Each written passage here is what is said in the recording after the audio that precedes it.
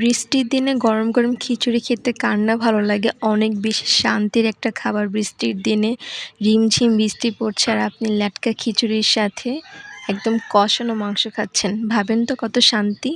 তো এর জন্য আম্মুকে বললাম যে কথা সেই কাজ। আম্মু আমাদের জন্য একদম সবজি খিচুড়ি রান্না বসিয়ে দিয়েছে। এই খিচুড়িটা অনেক দারুণ ছিল খেতে।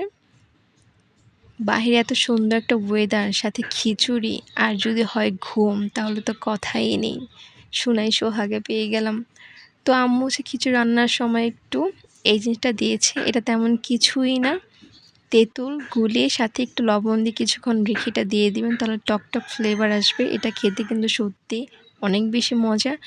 আর আপনি এই একটা মশলা দিতে পারেন, গুঁড়ো মশলা ফাঁকি করে, একটু ফ্লেভারও ভালো আসবে। এবং রসুন, শুকনা মরিচ একটু ভেজে এটা বাগার দিবেন এবং অবশ্যই শুকনা মরিচটা একটু ভেঙে দিলে বেশি বাইটটা যখন আপনার মুখে আসবে তখন অনেক বেশি ভালো লাগবে খেতে।